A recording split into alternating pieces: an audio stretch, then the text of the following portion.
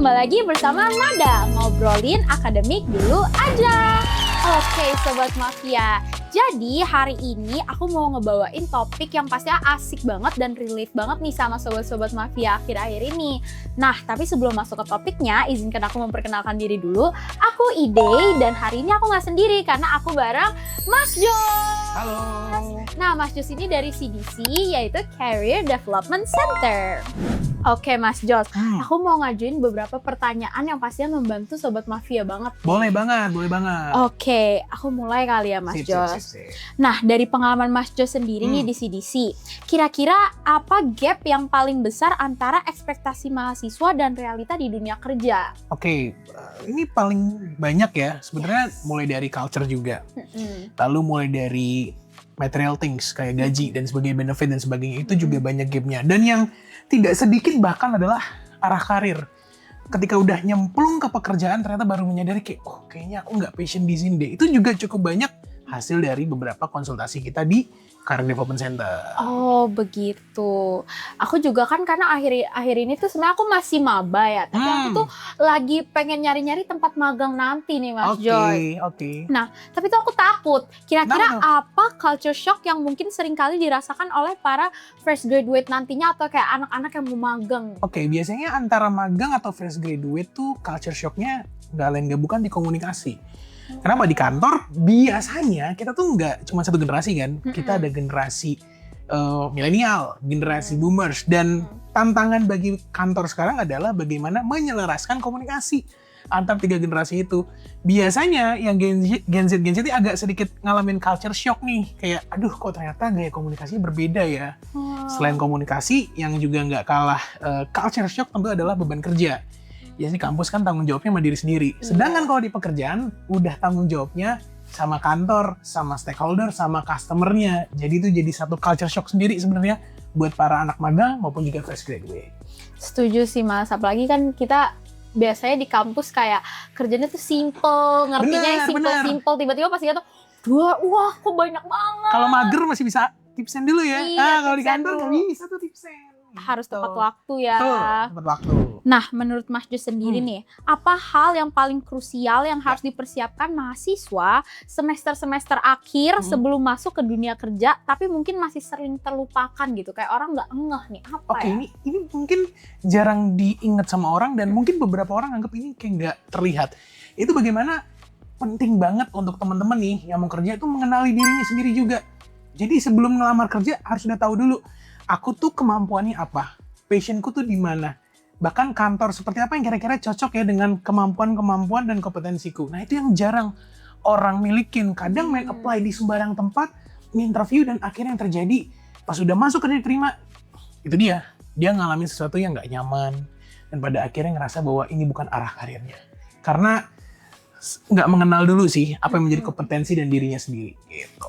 Kayak kenalin terlalu dulu. buru-buru ya jadinya. Kenalin dulu di akhir-akhir semester apa yang cocok sama aku gitu. Oke. Nah, mungkin mahasiswa sekarang tuh ya Mas Jos, banyak yang sedang merasakan dilema nih. Antara kayak harus fokus secara akademik, sampai nanti lulus dengan predikat yang baik atau IPK yang baik nih, yang kayak tadi kita main di agree or disagree, atau memperbanyak pengalaman seperti magang, organisasi, dan volunteer. Nah, menurut Mas Jos sendiri nih, aspek mana yang lebih relevan dengan proses rekrutmen di dunia kerja nantinya? Oke, sebelum masuk ke aspek rekrutmen teman-teman, itu kata kuncinya adalah balance. Sebenarnya tidak ada yang lebih penting, tidak ada yang lebih maju duluan gitu ya. Tapi kalau kita masa kuliah, perbanyaklah organisasi, perbanyaklah kegiatan kepanitiaan, tapi jangan juga diabaikan akademiknya. At least ya IPK-nya bisa tetap bertahan di angka 3 ke atas lah, gitu kan. Nah, itu semua sebenarnya adalah bekal nantinya buat rekrutmen. Jadi teman-teman setelah mungkin di semester 6 akan magang, melamar magang, perusahaan tuh tahu, oh teman-teman punya kompetensi sosial ya, karena ikut organisasi, ikut kepanitiaan, dan itu jadi capital. Sehingga nggak perlu lagi mementingkan yang mana lebih dulu, tapi balance saja. Tahu bahwa di semester ini fokusnya organisasi, di semester sini udah ancang-ancang untuk magang. Berarti harus keduanya jalan bersamaan dong. Jalan bersamaan. Dan untungnya kan ada timeline-nya ya. Ada timeline kapan harus organisasi, kapan udah harus mempersiapkan magang. Gitu. Oke. Nah, dalam proses rekrutmen sendiri tuh, CV dan LinkedIn yang baik merupakan salah satu hal yang krusial kan, Mas? Yes. Kira-kira apa saja sih aspek paling penting untuk dimasukkan ke CV dan LinkedIn agar terlihat ideal dan relevan di mata HR atau recruiters? Oke. Global Recruitment Trend 2026 itu menekankan bahwa setiap mahasiswa atau fresh graduate yang dicari adalah mereka yang project based. Artinya yang pernah ngerjain project, punya keterampilan. Tentunya itu semua dituangkan di mana? Di CV dan di era modern ini di LinkedIn. Karena banyak nih yang anggap LinkedIn cuma Facebook doang gitu ya. Nah, pertama CV dulu. Apa yang paling penting di CV? Pasti saya selalu meng-highlight ke teman-teman yang mau review CV gitu ya. Coba cek dulu summary-nya gitu tentang dirinya dia. Harus jelas dia tuh kuliah di mana, semester berapa, dia tuh passionate di mana, sesuai gak dengan pekerjaan yang dilamar. Karena seringkali orang ngelamar CV marketing, dilamar untuk posisi yang lain yang tidak sesuai dengan CV marketing. Pasti kan agak sulit untuk keterima. Iya, betul. Jadi sih. perlu ada key point di CV-nya gitu ya, terkait dengan tadi summary gitu. Nama, sekolah atau kuliahnya di mana, lalu pengalaman mereka, professional experience selama di kampus juga nggak apa-apa, nggak ada masalah. Oh, berarti kayak organisasi, jadi ketua bisa dimasukin. Betul, dong. apalagi kalau magang. Kan masalahnya kalau kita mau ngelamar magang, kita nggak pernah kerja sebelumnya. Apa nih capitalnya? Yaitu dia pengalaman organisasinya, gitu. Nah kalau LinkedIn-nya, banyak yang suka nanya, Mas, apakah LinkedIn tuh harus diisi dari semester 1 misalkan? Iya, diisi. Dengan apa? Ya dengan project-project selama kalian di organisasi. Atau bahkan tulisan-tulisan yang kalian ingin tulis di LinkedIn, karena itu wadah, bukan Facebook teman-teman, tapi wadah branding kita. Sehingga CV ya tadi ada key point, LinkedIn pun juga masukin mulai dari project-project base kita. Sehingga nanti kalau teman-teman recruiter ngeliat, mereka kan nggak pernah ngobrol sama kamu, nggak pernah ngobrol sama teman-teman. Mereka bisa tahu kamu dari LinkedIn dan CV kamu. Oh, tapi Mas Jos tadi sempat mention nih tentang Mas Jos sering lihat CV anak-anak. Berarti di CDC itu kita bisa bikin CV atau bisa konsultasi CV dong? Bener banget, di website CDC teman-teman bisa bikin CV. Udah gitu ATS system lagi kan. Nah, kalau masih pengen konsultasi CV-nya, silahkan langsung hubungi CDC di nomor berikut. Nanti dimasukin ya, jangan lupa ya. Boleh, gitu. Atau langsung datang ke Gedung KW lantai 2, ruang BKK. Oke, mantep banget. Berarti CDC itu sangat membantu ya untuk Pastinya. yang anak-anak mau magang, mau cari kerja. Betul. Oke, Mas Jos. Kira-kira soft skill apa nih dan hard skill apa yang paling penting untuk dikuasai para mahasiswa atau fresh graduate sebelum menjalankan proses melamar pekerjaan? Oke, kalau bicara hard skill pasti akan menyesuaikan dengan fakultas masing-masing, prodi masing-masing. Yaitu yang didapat dari akademiknya, gitu teman-teman. Ya yang Ilkom mungkin akan harus memiliki kompetensi sebagai komunikator yang baik, gitu. Saya misalkan HI sama harus punya komunikator yang baik. IT juga mungkin ada keahlian hard skill yang dibutuhkan. Tapi soft skillnya apa sih yang dibutuhkan juga? Nah, kalau merujuk kepada salah satu data yang juga lagi muncul di tahun 2026, paling banyak dicari adalah mereka yang punya analytical thinking-nya bagus. Bisa menganalisa sebuah masalah. Itu penting banget. Lalu mengkomunikasikannya. Nah, dua hal itu harus menjadi soft skill yang baik. Yang ketiga sebenarnya adalah kemampuan adaptasi yang cepat. Jadi, teman-teman memang mau nggak mau, kalau kita masuk perusahaan, yang dibutuhkan adalah ketiga hal tersebut, apalagi nomor 3, proses adaptasi yang juga cepat. Karena kalau adaptasi yang lama kadang suka jadi kelihatannya lelet dan iya, lemot. betul. Apalagi bisnis kan running terus, nggak bisa nungguin kita belajar 6 bulan gitu. Makanya dikasih biasanya 3 bulan untuk belajar gitu. Jadi milikilah ketiga hal itu, teman-teman. Bener banget, setuju sih Mas Jos. Nah, sekarang kita tuh mau ngebahas tentang networking Mas Jos. Karena networking itu kan penting banget, apalagi di dunia kerja kan. Penting banget. Nah, akhir-akhir ini ya Mas Jos, banyak mahasiswa yang merasa peluang untuk mencari kerjanya tuh semakin terbatas.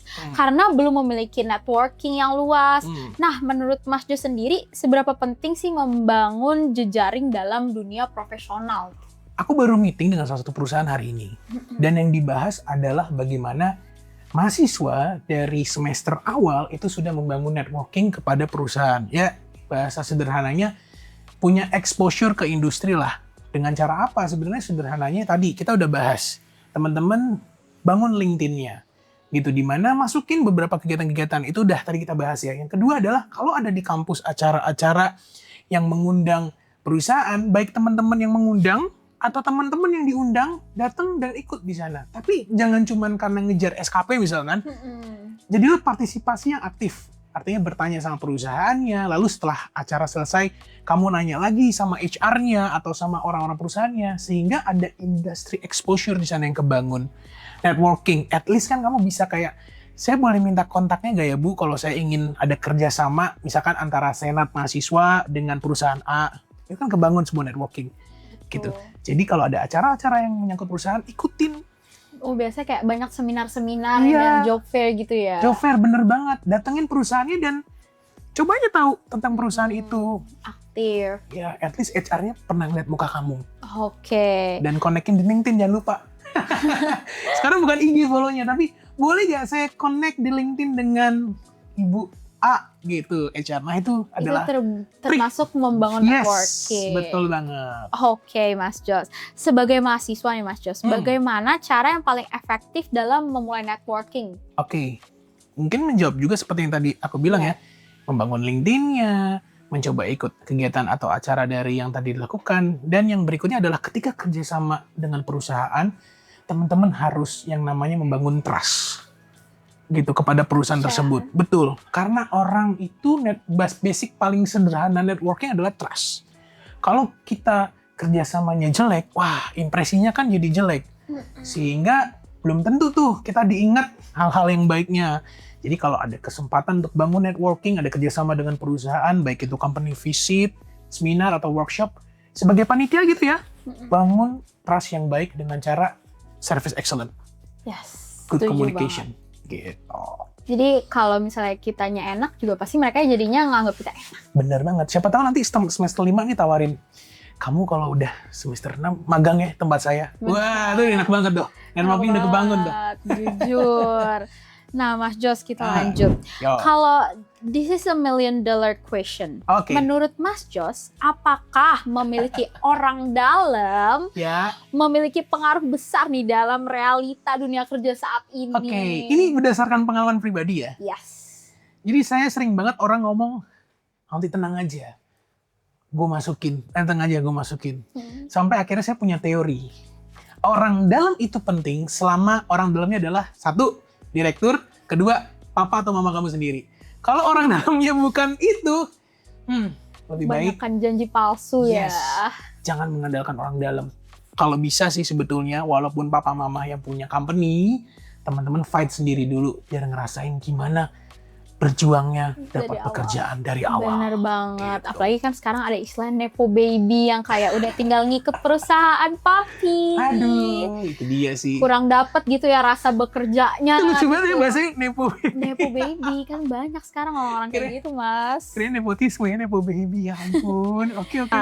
Nah, tadi kan kita udah sedikit bahas tentang reality nih, Mas. Tuh. Kita sekarang mau masuk ke dalam segmen The Reality of Workplace nih. Kayak realita apa aja sih yang ada di dunia pekerjaan. Ngomongin soal the professional world nih, Mas. Apa perbedaan yang paling jelas antara kehidupan di bangku perkuliahan dan di dunia kerja? Di bangku perkuliahan kamu bayar kampusnya. Di dunia kerja kamu yang dibayar. Benar. Sehingga beban profesionalitas itu pasti berbeda. Iya sih. Ketepatan waktu, integritas, di mana kamu harus benar-benar bisa excellent dalam bekerja. Nah itu perbedaan antara dunia kampus. Kayak tadi kita sempat bilang, kalau males masih bisa tipsen, tapi di dunia kerja nggak ada tipsen. Mana bisa. Iya, gitu. Apalagi kadang ada yang bilang work-life balance gitu ya. Tapi ada kadang waktunya memang work kita nggak balance dengan life kita. Sehingga kita harus jadi orang yang tough, yang kuat. Gitu. Resiliensi harus dibangun ya sejak masa perkuliahan. Gitu. Nah, menurut Mas Jos sendiri, apakah seseorang yang fresh graduate nih sebaiknya langsung berpegang pada idealisme dan menargetkan pekerjaan impian mereka sejak awal, atau justru lebih baik membuka diri untuk berbagai pengalaman terlebih dahulu nih. Kayak semua peluang deh gue coba aja sebagai bagian dari proses untuk akhirnya bisa sampai ke posisi yang mereka impikan. Oke, kalau aku selalu bilang sih sama teman-teman fresh graduate itu pakai konsep SMART. S yang pertama adalah spesifik. Sebenarnya nggak apa-apa, kalian targetkan aja perusahaan mana yang kalian mau. Kenapa? Karena kan itu adalah semacam hal yang pastinya akan membangkitkan semangat kita. Yang kedua, M, measurable. Bener gak target itu tercapai? Contoh, aku ingin kerja di perusahaan NASA gitu. Tapi bahasa Inggris tuh nggak bisa. Ternyata aku lebih bisa bahasa Indonesia dan bisa berkomunikasi dengan baik di bahasa Indonesia. Berarti kan tidak measurable. Benar, gitu. sulit. Achievable gak? Dengan cara apa? Kalau aku mau mencapai satu kantor, aku harus ngikutin apa ya? Itu harus ditulis tuh. Gitu. Nah, habis itu R-nya adalah bagaimana kita resilience di dalam membangun mimpi-mimpi kita tadi. Sehingga kalau menurutku sih, daripada teman-teman pusing, misalkan udah langsung punya satu kantor, teman-teman terbukalah dengan berbagai macam pengalaman. Selama tempat kerja itu, pertama ya tempat kerja yang bisa membangun kita secara interpersonal dan skill hard-nya kita. Yang kedua juga menjadi tempat pekerjaan yang benar-benar real gitu, nggak tempat pekerjaan yang secara kontrak nggak jelas dan sebagainya gitu. Jadi terbuka untuk berbagai macam pengalaman. Setuju, Gitu. bener banget. Oke Mas Jos, sesuai pengalaman Mas Jos sendiri nih di bidang Career Development Center atau CDC di Unika Atmajaya, apa aja nih harsh truth yang jarang banget disampaikan kepada mahasiswa, tetapi itu justru malah penting harusnya mereka ketahui? Baik, sebenarnya mahasiswa harus tahu bahwa pekerjaan atau dunia profesional itu proses, itu bukan sesuatu yang instan. Seringkali kita masuk kerja, kita tuh langsung ingin mengejar validasi. Gitu, banyak yang mungkin langsung ingin mengejar pujian instan, tapi pekerjaan itu adalah kontribusi jangka panjang, proses yang kadang tidak nyaman, pahit pastinya, dan itu harus dijalani dan dilewati. Karena rasa pahit dan rasa mungkin sesak itu justru yang membangun kita untuk menjadi pribadi yang kuat di dalam dunia pekerjaan. Berapa banyak sih mungkin teman-teman yang udah kerja juga nih ya, yang nonton ini, pernah ke toilet hanya untuk nangis? Bener banget. Karena mereka berjuang untuk pekerjaannya. Ini kan jarang disampaikan ya, tapi ini fakta bahwa dunia kerja itu dunia yang keras. Kalian harus berproses di sana dan jangan langsung gampang bilang bahwa aku mau nyerah aja gitu. Benar. Karena kita juga dari pengalaman-pengalaman yang pahit itu kan justru membangun kita, jadi ke depannya kita tahu nih harus ngapain aja, betul. apa yang salah, apa yang benar. Betul. Jadi harus mendisiplinkan mentalitasnya juga. Ditegur keras ya nggak apa-apa. Namanya juga pekerjaan, kalau nggak salah kan nggak bakal pernah berubah kan, nggak bisa tahu mana salahnya. Setuju. Nah Mas Jos, sekarang aku mau minta sedikit tips and trick nih. Kalau Mas Jos bisa kasih satu cheat code atau untuk para mahasiswa semester akhir atau fresh graduate, apa yang kira-kira Mas Jos mau kasih nih cheat code-nya buat untuk memasuki dunia kerja? Cheat code-nya ingat kata kunci H2S. H yang pertama adalah humble, H yang kedua adalah hungry, S yang ketiga adalah smart. Humble nih bicara karakter. Bagaimana teman-teman nanti kalau mau jadi pemain hebat di dalam kantor kalian, jadi orang yang humble. Humble tuh ya karakter kita baik, cara komunikasi kita baik, kita menyapa orang juga dengan baik, tidak menjadi orang yang sombong. Yang kedua adalah hungry. Bagaimana jangan pernah rasa cepat puas. Tetap kejar sesuatu, inovasi dan sebagainya. Tapi ingat kata kunci yang pertama tadi.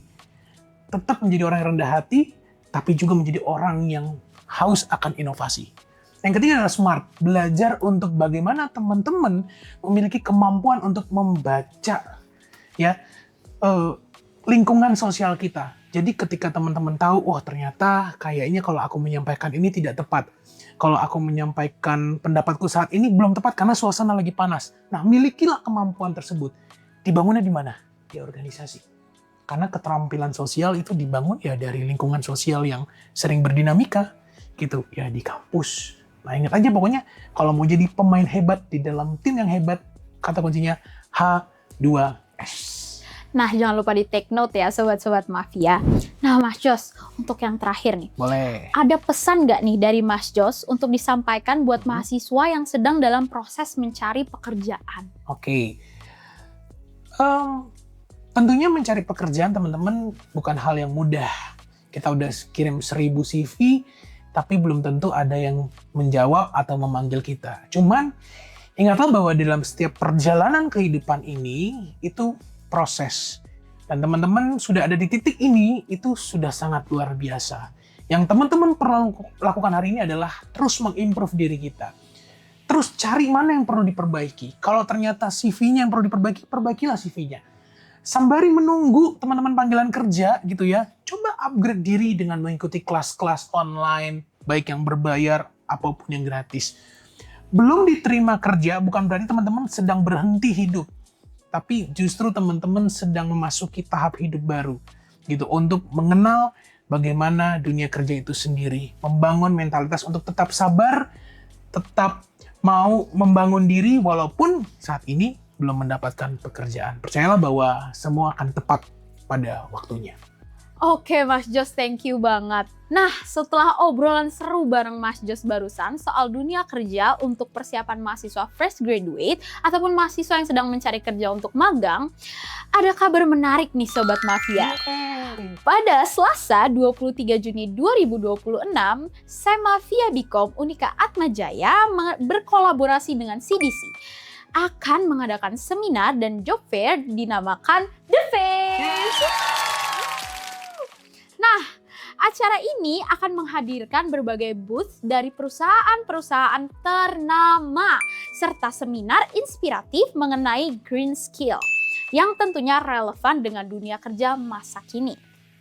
Setelah obrolan tadi, aku jadi makin yakin kalau teman-teman Mafia wajib banget nih memanfaatkan kesempatan ini sebaik mungkin. Di The Fairs 2026, kalian bisa langsung berinteraksi dengan perusahaan, mencari informasi seputar karir, serta mengikuti seminar yang super insightful.